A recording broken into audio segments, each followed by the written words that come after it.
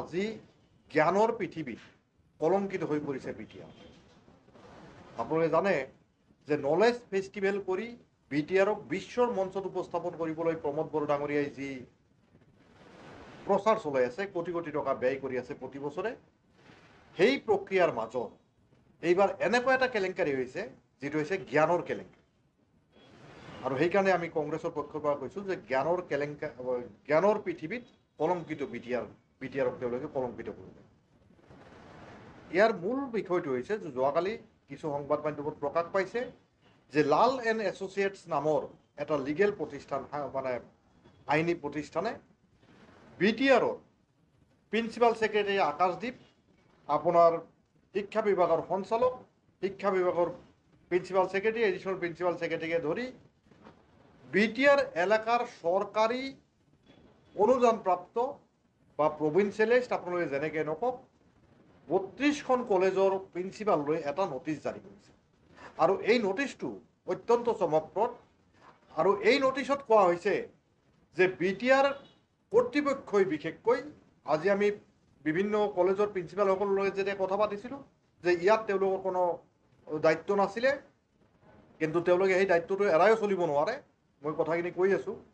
প্ৰথম বিষয়টো হৈছে যে এই জ্ঞানৰ কেলেংকাৰীটো কেনেকৈ হৈছে বিটিআৰত।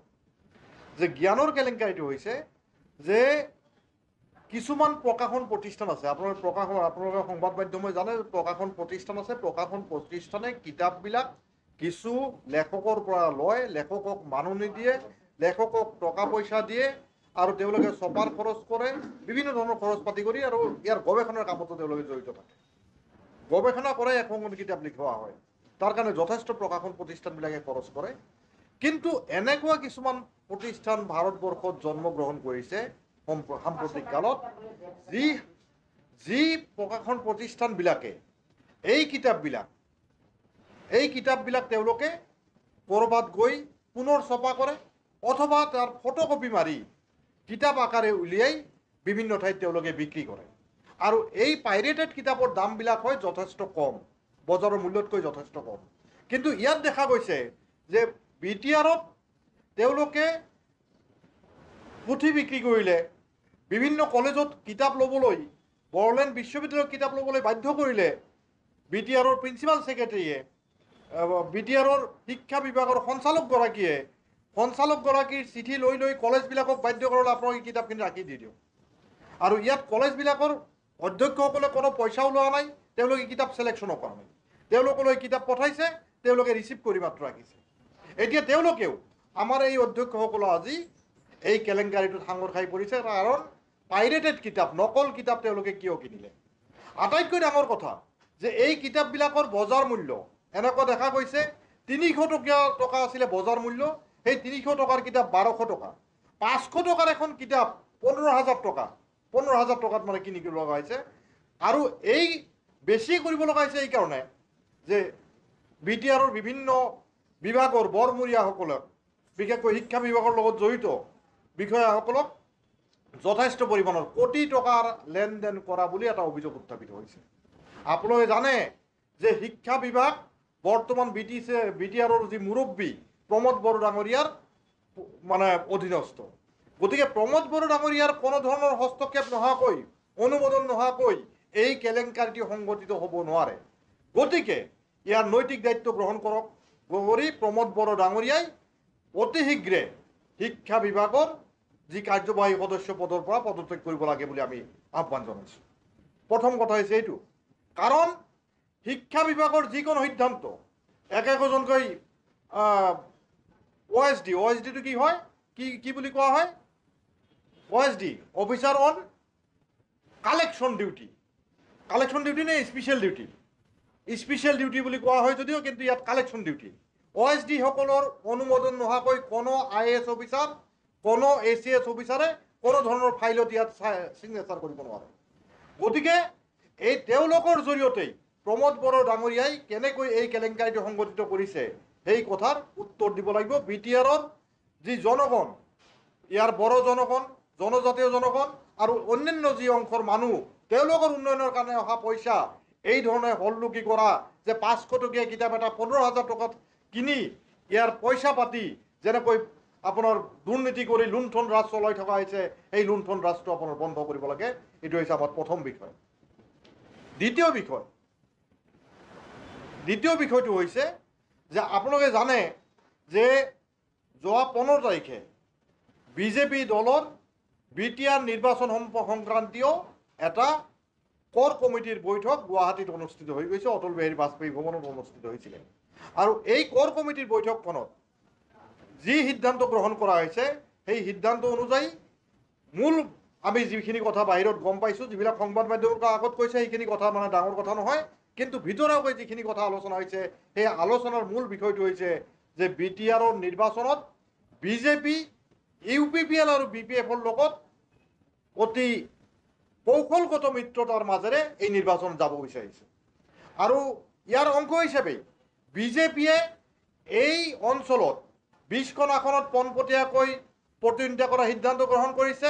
এই আসনৰ সংখ্যা কিছু বাঢ়িব পাৰে, কাৰণ বিভিন্ন ৰাজনৈতিক দলৰ লগত তেওঁলোকে বুজাবুজি কৰিব বিচাৰিছে। এইটো সমষ্টিত বিজেপিৰ প্ৰাৰ্থীজনক জিকাবলৈ BPFে কাক মানে প্ৰাৰ্থিত্ব কৰিব, এইটো সমষ্টিত UPPLে কাক মানে প্ৰাৰ্থিত্ব কৰিব, সেই ধৰণৰ দৰ দামবিলাক কৰাৰ কাৰণে এটা কৌশল গ্ৰহণ কৰিছে। আৰু এই দৰদাম কৰাৰ কাৰণে একোজনকৈ বিজেপি নেতা আৰু একোজনকৈ মন্ত্ৰী অহা 10 দিনত বিটিআৰ এলেকাত ঘূৰিব, আৰু তেওঁলোকে বিজেপিৰ কৰ্মীসকলৰ লগত কথা বতৰাই নহয়, বিভিন্ন ৰাজনৈতিক দলবিলাকৰ লগতো, বিশেষকৈ UPPL আৰু BPFৰ লগত আলোচনা বিলোচনা কৰিব। ইয়াৰ ঘটনাটো হৈছে যে বিটিআৰৰ নিৰ্বাচনত বিজেপি অতি সাহসিকতাৰে এইবাৰ নিৰ্বাচন নমাৰ প্ৰচেষ্টা চলাই আছে। কিন্তু এই নিৰ্বাচন নমাৰ পূৰ্বে আমি মৌলিক কেইটামান প্ৰশ্ন উত্থাপন কৰিব বিচাৰিছোঁ। এই প্ৰশ্নকেইটা হ'ল যে প্ৰথমটো বিষয়, যোৱাবাৰ নিৰ্বাচনৰ সময়ত সেই সময়ৰ মন্ত্ৰী তথা বৰ্তমানৰ মুখ্যমন্ত্ৰী কি কথা কৈছিলে যে বিটিআৰত 2003 চনৰ পূৰ্বৰ সকলো বাসিন্দাৰ মাটিৰ অধিকাৰ পাব লাগিব, মাটি দিব লাগিব, মাটিৰ ক্ষেত্ৰত তেওঁলোকক কোনো ধৰণৰ অধিকাৰ হৰণ কৰিব নোৱাৰে। BTC চুক্তি বা বিটিআৰ চুক্তি সেই কথাখিনি আমাক কয়, বা BTC যি আইন, সেই আইনেও সেই কথাখিনি কয়, সেই কথাখিনি কৈছিলে। কিন্তু সাম্প্ৰতিক সময়ত যোৱা 5টা বছৰ বিজেপিয়ে আৰু UPPLৰ যি চৰকাৰ ইয়াত চলি আছে, পৰিষদ চলি আছে, তেওঁলোকে কিমানজনক মাটিৰ সমস্যা সমাধান কৰিলে, সেই সময়ত বিজেপিয়ে যে নিৰ্বাচনী প্ৰতিশ্ৰুতিবিলাক কেনেকৈ পালন কৰিলে, সেই বিষয়টো আলোচনা বিলোচনাত আহিব লাগিব।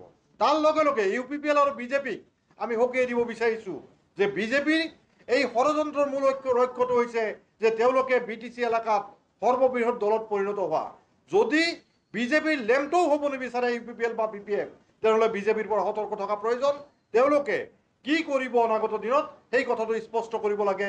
বিটিআৰবাসীৰ জনগণে ইয়াৰ বিভিন্ন জাতি জনগোষ্ঠীৰ মিলাপ্ৰীতিৰ মাজেৰে এই অঞ্চলৰ সমন্বয়ৰ কাৰণে এটা সমন্বয়ৰ বাতাবৰণ ৰক্ষা কৰাটো বিচাৰে, আৰু সেই ক্ষেত্ৰত বিজেপিৰ ৰাজনীতি বিটিআৰৰ কাৰণে কেতিয়াও গ্ৰহণযোগ্য নহয়। সেই কথাখিনি বিটিআৰৰ জনগণক আমি সজাগ আৰু সচেতন কৰিব বিচাৰিছোঁ। সেই বিষয়টো আপোনালোকৰ সংবাদ মাধ্যমৰ জৰিয়তে বিটিআৰবাসী ৰাইজক আমি দৃষ্টি আকৰ্ষণ কৰিব বিচাৰিছোঁ। তৃতীয় প্ৰসংগটো হৈছে যে শেহতীয়াভাৱে আপোনালোকে জানে যে যোৱাবাৰ যি UPPLৰ ভিজন ডকুমেণ্ট আছিলে বা বিজেপিৰ যি নিৰ্বাচনী ঘোষণাপত্ৰ আছিলে, সেই ঘোষণাপত্ৰৰ যি মৌলিক বিষয়, সেই মৌলিক বিষয়বিলাক বিজেপি বা UPPL যি পৰিষদ তেওঁলোকে পূৰণ নকৰিলে। আৰু নকৰাকৈ শেহতীয়াভাৱে পঞ্চায়ত নিৰ্বাচনত কিছু কিছু ঠাইত মুছলমান লোকসকলে বিভিন্ন ভয় আৰু ভাবুকিৰ সন্মুখীন হৈ কিছু ক্ষেত্ৰত প্ৰলুব্ধ হৈ যি ধৰণে নেকি বিজেপি দলক ভোটদান কৰিলে, তাৰ দ্বাৰা তেওঁলোকে সাংঘাতিক ডেছপাৰেট হৈ পৰিছে। আৰু এই ডেছপাৰেট হৈ শেহতীয়াভাৱে তেওঁলোকে এখন আলোকচিত্ৰ চাৰিওফালে বিয়পাই দিছে।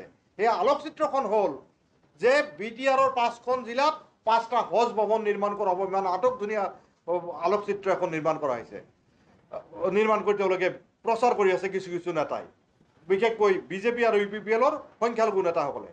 আমি প্ৰশ্ন কৰিব বিচাৰিছোঁ, 5 বছৰ এই অঞ্চলৰ জনগণৰ মাটি বাৰীৰ সমস্যা তোমালোকে সমাধান নকৰিলা, এই অঞ্চলৰ যি উন্নয়নৰ আশা আকাংক্ষা সেইখিনি তোমালোকে পূৰণ নকৰিলা, কেন্দ্ৰীয় যি স্কিম, সেই স্কিম কেইটাৰ বাদে যি মানে কাৰ্যসূচী কেইটাৰ বাদে বাকী কাম কাজ তোমালোকে কিমানটা কাম কাজ কৰিছে তাৰ কোনো তোমালোকৰ হিচাপ নাই। ইয়াত দুৰ্নীতিৰ এটা অবাধ সাম্ৰাজ্য চলি আছে, আৰু সেই পৰিস্থিতিত এওঁলোকে একোটাকৈ হজ ভৱন নিৰ্মাণ কৰি মুছলমান লোকসকলৰ ভোটৰ কাৰণে তেওঁলোকে প্ৰচাৰত নামিছে। আমাৰ মূল প্ৰশ্নটো হ'ল যে হজ ভৱন হওক তাত আমাৰ আপত্তি নাই, হজ ভৱন কৰিব লাগে। বিশেষকৈ BTRৰ যি কেন্দ্ৰীয় কেন্দ্ৰস্থল কোকৰাঝাৰত এটা মাইনৰিটি গেষ্ট হাউচ লাগে, অন্যান্য জাতি জনগোষ্ঠীৰ নামতে একোটাকে গেষ্ট হাউচ হোৱা প্ৰয়োজন। কাৰণ বিভিন্ন জনগোষ্ঠীৰ মানুহবিলাকে যায়, কাম কাজত গৈ তেওঁলোকে সমস্যাৰ সন্মুখীন হয়।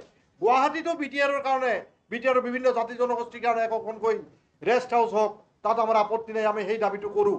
কিন্তু মূল প্ৰশ্নটো হৈছে আজি BTR নিৰ্বাচনলৈ মাত্ৰ 3 মাহ থকা অৱস্থাত তেওঁলোকে আজি যেতিয়া নেকি কৈ আছে যে ইয়াত হজ ভৱন নিৰ্মাণ কৰিব, হজ ভৱন নামত ভোট দিব লাগে, আমি ৰাইজক এটা প্ৰশ্ন কৰিব বিচাৰিছোঁ, এই 3 মাহত এই হজ ভৱনৰ DPR প্ৰস্তুত কৰা হ'বনে? টেণ্ডাৰ কল কৰিবলৈ কিমান দিন লাগিব? টেণ্ডাৰ কল কৰাৰ পিছত আধাৰশিলা স্থাপন, তেওঁলোকে টেণ্ডাৰ বা আধাৰশিলা স্থাপন নকৰাকৈ DPR প্ৰজেক্ট ৰিপৰ্ট পাছ নকৰাকৈ আধাৰশিলা স্থাপন কৰি মানুহৰ ভোট বিচাৰি যাব নেকি? গতিকে এই যে প্ৰতাৰণা ৰাজনীতি, 5 বছৰ আগত যিখিনি প্ৰতিশ্ৰুতি দিছে সেই প্ৰতিশ্ৰুতিখিনি পূৰণ কৰিব নোৱাৰা এটা দলে, এটা পৰিষদে আকৌ মানুহক প্ৰলুব্ধ কৰি এটা বিপদগামী কৰিব বিচৰাৰ যি প্ৰক্ৰিয়া, সেই প্ৰক্ৰিয়া সম্পৰ্কে জনগণ সজাগ আৰু সচেতন থাকিব লাগিব। আৰু এই সজাগ সচেতনতাৰ মাজেৰে UPPL, BPF, BJP এই ধৰণৰ ৰাজনীতিৰ পৰা মানুহ মুক্ত হৈ এটা সুস্থ ৰাজনৈতিক বাতাবৰণ ইয়াত স্থাপন কৰিব। প্ৰলোভন ৰাজনীতি, মানুহক মিথ্যাচাৰৰ ৰাজনীতি, মানুহক বিপদগামী কৰা ৰাজনীতিৰ পৰা জনগণক মুক্ত ৰাখিব।